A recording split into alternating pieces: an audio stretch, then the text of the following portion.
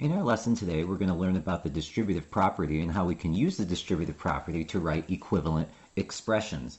And the way that we're going to understand the distributive property is by looking at combo meals at a local fast food restaurant. So we can see there's 4 different meals that we can choose from, and I want to know how many of each item I would be able to get if I make the following orders. Okay, the first thing I'm going to order is 2 meal number 1s. And so if I look here, here's a meal number 1. I've got a hamburger, which I'm going to use with the variable h. I have a French fry, which I'll use f, and I have a drink, which I'll use the variable d. So h plus f plus d is what you would get if you ordered meal number 1 at the restaurant. We're going to order 2 of those. So I can take one meal number 1, h plus f plus d, and I could add on another meal number 1, which is h plus f plus d again. Okay, and then I can get my terms together. I can get my hamburgers together, h plus h, my fries together, f plus f, my drinks together, d plus d. And then when I combine my similar terms, h plus h is 2h, f plus f is 2f, d plus d is 2d. So I would end up with 2 hamburgers, 2 fries, and 2 drinks. Okay, now that's one way that you could do this. Maybe an easier way to do this is by using the distributive property. If I'm going to order 2 meal number 1s, what I can do is take the meal number 1, which is h plus f plus d, and since I want 2 of these, I can take that entire order and multiply it by 2. In order to figure out what I'm going to order then, I would have to take the number 2 and multiply it by each part of the order.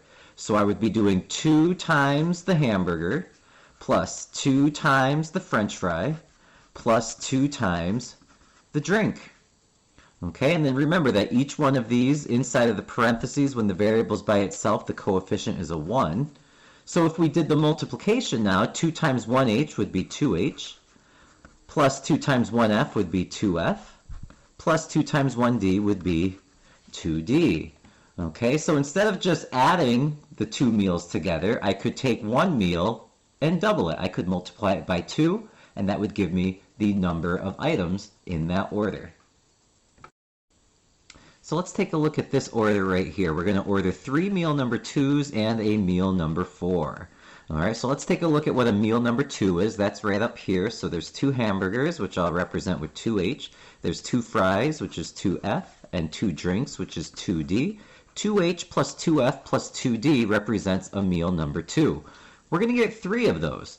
So I'm going to do 3 times a meal number 2, which is 2h plus 2f plus 2d. And then I'm going to add on a meal number 4. So plus meal number 4 is right here. That's 2 hamburgers, 1 fry, and 1 drink. Okay, so let's add that on here. Plus the meal 4, which is 2 hamburgers, 1 fry, and 1 drink. Okay, now, before I can add these hamburgers, fries, and drinks to these over here, I have to first figure out how many there are going to be if I order 3 meal number 2s. So the first thing I'm going to have to do is distribute this 3 to each part of the meal number 2 first. So I'm going to have 3 times 2 hamburgers, plus 3 times 2 fries, plus 3 times 2 drinks. Okay? So when I do this multiplication, 3 times 2h, that's going to give me 6 hamburgers, plus 3 times 2f, which is 6 French fries, plus 3 times 2d, which is going to be 6 drinks. So 3 meal number 2s is 6 hamburgers, 6 fries, and 6 drinks. Now we're going to add on the other meal 4, which was 2h plus 1f plus 1d. Okay, I'm going to bring this over here. I've got a little more space. And I'm going to get my similar terms together. I have 6h and 2h, 6h plus 2h. I have 6f and 1f, 6f plus 1f. And I have 6d plus 1d, 6d plus 1d. And now when we combine, 6h and 2h is 8h, 6f and 1f is 7f, 6d and 1d is 7d. So this entire order would be 6 hamburgers, 7 fries, and 7 drinks. Okay, so before we could add in these hamburgers and fries and drinks, we had to distribute first. So if I see a number multiplying the parentheses, I'm going to distribute before I add on any other similar terms. With the next few examples, we're going to use pictures to help us with the distributive property. So the question asks, what does 2 times x plus 3 mean? Okay, well, this means that I'm going to add two groups of x plus 3. Okay, this is kind of like what we were doing before with the menus. I need two orders of x plus 3. So I need two groups of x plus 3 that I'm going to add together. And this is what x plus 3 looks like as a picture. These are called algebra tiles. Okay, I have a long rectangular tile, and then I have three squares, and then I have another group of that. The long rectangular tile right here represents a variable. Okay, and then the little squares here represent constants. So that little square is a constant, and so is that one and that one. Okay, so when I put this together, this variable is my x, and these three squares are my constant, which represents the number 3. This right here is one group of x plus 3. Then I have my second group of x plus 3. And what I want to do is add these together. I can combine the ones that are similar to each other. So this is a variable and this is a variable. 1x plus 1x is equal to 2x. Okay, and then I have my constants here, 1, 2, 3. 3 more constants here, 3 plus 3 is 6. So if I added two groups of x plus 3, that would give me 2x plus 6. I can also show this using the distributive property. Okay, if I have two groups of x plus 3, that means I have two x's. Remember, x is a 1x. And I have two 3's. And if I were to multiply these, 2 times 1x is 2x, and then 2 times 3 is equal to 6. So by multiplying each of the terms inside of the parentheses by 2, that gives me the equivalent expression of 2x plus 6. The next question asks, what does 3 times 2x minus 1 mean? And this means that I'm going to add three groups of 2x minus 1. Okay, so again, I'm ordering three 2x minus 1s. Okay, so here's my three groups. Again, these two long rectangles are the variables, so this is 2x, and this negative here is my 1 negative, my minus 1. So this is 2x minus 1, this is 2x minus 1, and this is 2x minus 1. And if I add the three groups together and combine the similar terms, these two x's plus these two x's plus these two x's, 2, 4, that's 6 x's, that's 6x. And then this negative 1, this negative 1, and this negative 1, that's 1, 2, 3 negatives, so I'm going to write minus 3. Three groups of 2x minus 1 is equal to 6x minus 3. Again, I can show this by distributing. If I have three groups of 2x minus 1, that means I have three 2x's, plus I have three negative 1s. Okay, that 3 is a positive, that 1 is a negative. 3 times 2x is 6x. Positive 3 times negative 1 is negative 3, so minus 3. 6x minus 3 is three groups of 2x minus 1. In the fourth example, we're going to draw the picture this time. It says, what does 2 times 3x minus 4 mean? Well, this means that I'm going to add two equal groups of 3x minus 4. I'm ordering two 3x minus 4. So let's draw these algebra tiles. Let's start with one group of 3x minus 4. The three x's, the three variables, are the long rectangles. So I'm going to need three long rectangles. So I'm going to take one big rectangle here, and I'm going to split it into three parts there. And these are positive, so I'm going to put positive symbols in there. So this represents 3x. And then minus 4, I need 4 squares, which were the constants, 1, 2, 3, 4. And since they're negative, I'm going to put a negative symbol inside. That's one group of 3x minus 4. I need two groups of that, so I'm going to draw this picture again. I'm going to start by drawing my variable rectangles. And again, these were positive. And then I'm going to draw my 4 squares. That represented negative 4, so I'll put negatives inside. And now I'm going to combine my similar terms. These three x's and these three x's, 3x and 3x is 6x. And then these 4 negatives and these 4 negatives make 8 negatives, so minus 8.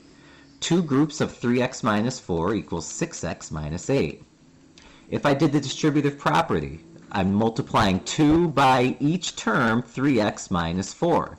So I'm going to have two 3x's, and I'm going to have two negative 4's. That's a positive 2, that's a negative 4. 2 times 3x is 6x. 2 times negative 4 is negative 8, so minus 8, which is the same expression that I get over here by using my tiles. In this next section, I'm going to simplify each expression, and these look a little more complicated, but this is like what we were doing back when we were looking at the meals, okay? In this example, where we were getting 3 meal 2's and then a meal number 4, I couldn't add in the meal number 4 until I figured out what the 3 meal 2's were. So I had to first distribute before I could add my similar terms. And that's exactly what's going to happen with these examples. I have to first distribute before I can add any similar terms.